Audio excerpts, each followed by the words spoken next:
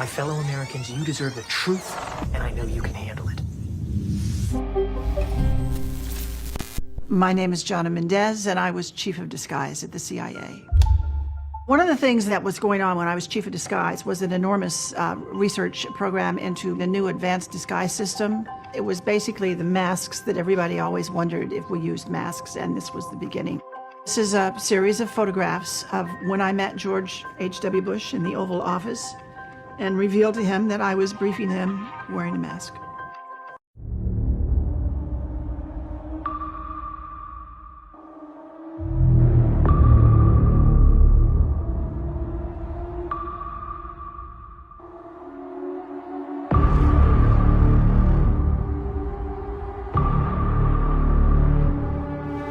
Now, in particular, and regarding this photograph, it is a Getty image photograph. If you go to the link, you can see the photographer, all those kinds of details, who took it. So what is the anomaly with this particular photograph?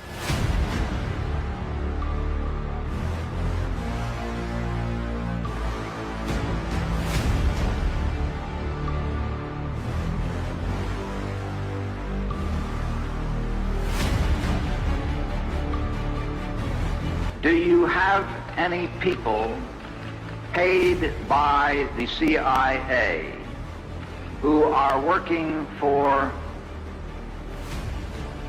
television networks?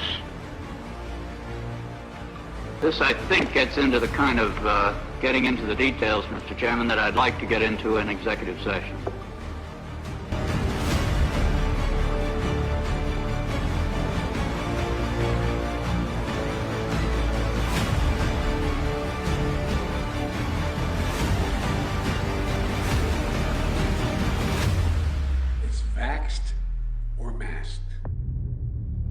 It was a big challenge to come up with something that finally actually animated and worked to really fool a person, but we did. They learned the art. We actually brought Hollywood back into our labs at one point to look at what we had done, and they were stunned. They're absolutely stunned. Congratulations.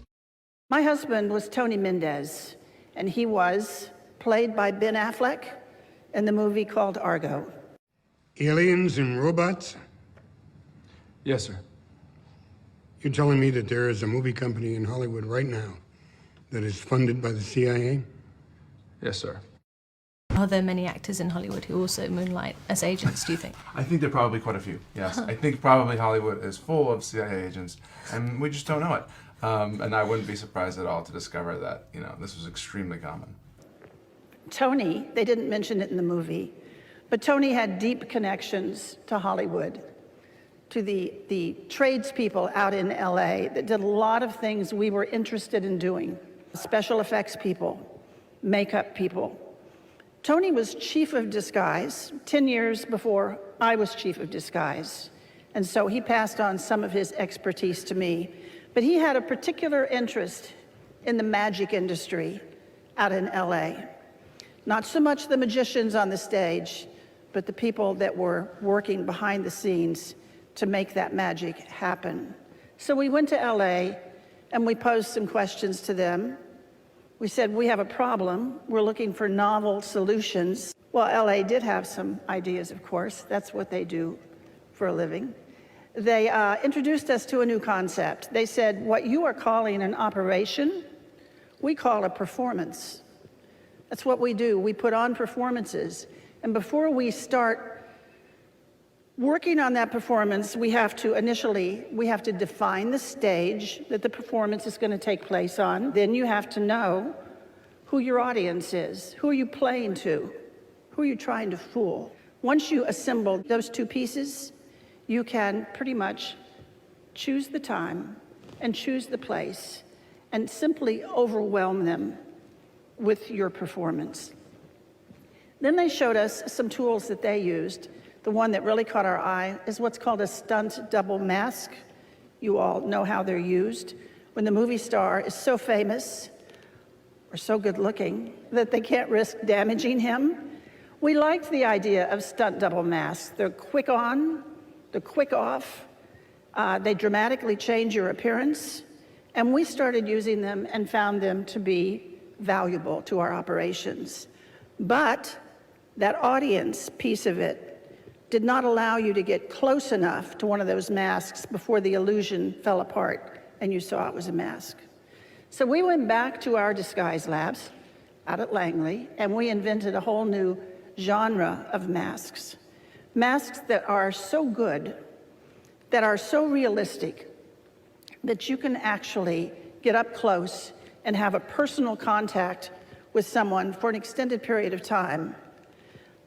They're good enough that you can brief the President of the United States in the Oval Office wearing a mask. And he isn't sure if it's you or if it's someone else. Those masks were the beginning of a whole new generation of work that we did at the CIA. Once we could make these masks that fit you so well, then we discovered we could make a twin. We could make another you.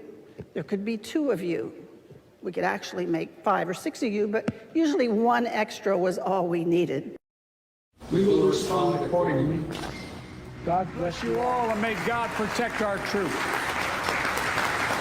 But that's only the tip of the iceberg. As longtime CIA lawyer John Rizzo tells it, the relationship between the spy agency and La La Land is quite cozy.